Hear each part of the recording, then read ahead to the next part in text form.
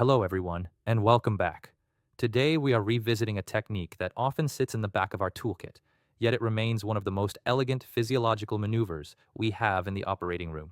We're talking about acute normovolemic hemodilution, or ANH. Now, we often think of blood conservation as just saving red cells, but as we go through this presentation, I want you to shift that paradigm. ANH isn't just about red cells. It's about harvesting fresh, autologous whole blood and giving it back to the patient exactly when they need it most. Let's dive in. For decades, our culture was reactive. We transfused based on triggers, but the paradigm has shifted. Endorsed by the WHO, patient blood management, PBM, is now the standard of care.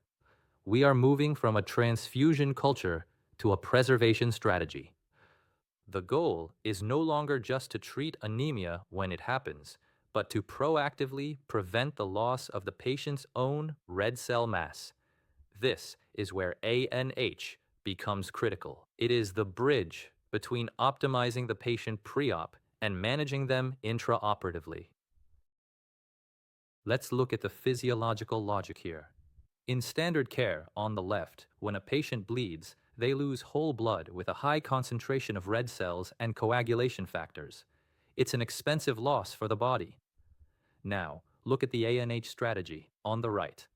By removing a calculated volume of blood before the incision and replacing it with fluids to maintain normal volemia, we dilute the circulating volume. Consequently, the blood lost during surgery has a significantly lower concentration of hemoglobin. We are essentially allowing the patient to bleed dilute blood while their functional, concentrated whole blood sits safely in a bag next to the anesthesia machine, our autologous reserve. Physiologically, notice the bottom graph. As hematocrit drops, cardiac output increases to compensate. As long as we maintain normal volemia, oxygen delivery, DO2, remains stable until a critical tipping point. Our job is to manage that gap. However, ANH is not for everyone. Precision begins with selection. Who is the ideal candidate? We are looking for patients with a high anticipated blood loss, specifically greater than 800 to 1,000 milliliters, or more than 20% of their estimated blood volume. Crucially, they must have a normal or high baseline hemoglobin, typically above 11 grams per deciliter. We must be equally rigorous about contraindications. We avoid this in patients with limited reserve, active ischemic heart disease, or severe aortic stenosis, significant renal impairment, stage 3 or higher, and obviously, those with pre-existing anemia or coagulopathy. If the tank is already empty, we cannot dilute it further. Once we select the patient, we don't guess the volume. We calculate it. The goal is to reach a specific target hematocrit, usually corresponding to a hemoglobin of 8 or 9 grams per deciliter. We use the standard formula. Volume to remove, V, equals estimated blood volume, EBV, times initial hematocrit, final or wanted hematocrit, divided by the average between both hematocrits mentioned. Remember your EBV estimates. Roughly 70 milliliters per kilogram for men, and 60 to 65 milliliters per kilogram for women. This mathematical precision ensures we maximize the autologous reserve without breaching the safety margin of anemia tolerance. The normovolemic component is the safety net of this entire strategy. Without it, ANH is simply hypovolemia. So, how do we maintain that net? We have two physiological paths to replace the volume we remove. First, crystalloids. They are the standard workhorse, widely available and cost-effective.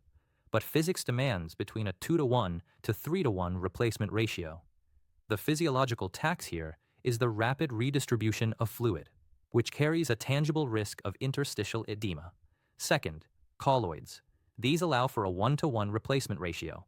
By mimicking the oncotic pressure of the blood we removed, they offer superior intravascular retention and faster hemodynamic stability. Now we must be evidence-based.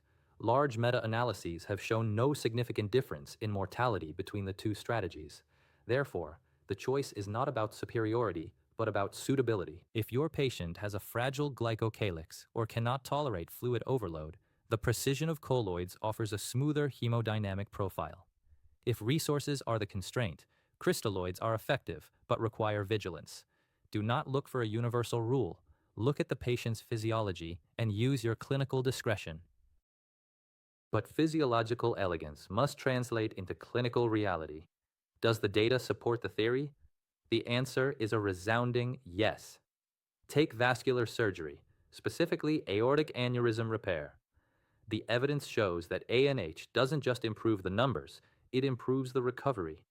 We see superior preservation of coagulation profiles and a tangible efficiency gain, a reduction in mean hospital length of stay by 1.8 days. In orthopedics, particularly spinal fusion, we see a powerful synergy. The data indicates that combining ANH with tranexamic acid is not merely an option. It is arguably the single most effective strategy available to us for minimizing total blood loss.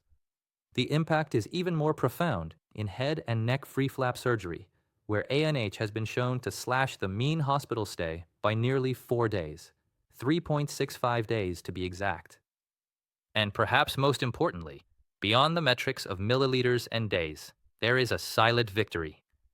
By avoiding the exposure to allogenic blood, we eliminate the risk of TRIM, transfusion-related immunomodulation.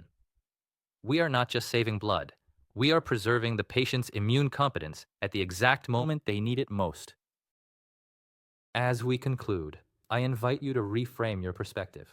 We must view acute normovolemic hemodilution as a sophisticated physiological intervention. We are deliberately altering blood viscosity to optimize microcirculatory flow, while simultaneously banking a reserve of fresh, autologous whole blood, rich in functional platelets and coagulation factors that no blood bank can replicate.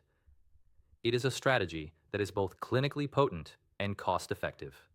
However, mastery lies in the details. When executed with a multimodal strategy, combining meticulous patient selection, individualized hemodynamic goals, and vigilant monitoring, ANH embodies the highest principles of patient blood management. It moves us from a reactive transfusion culture to a proactive preservation mindset. Ultimately, this approach redefines our role in the operating room.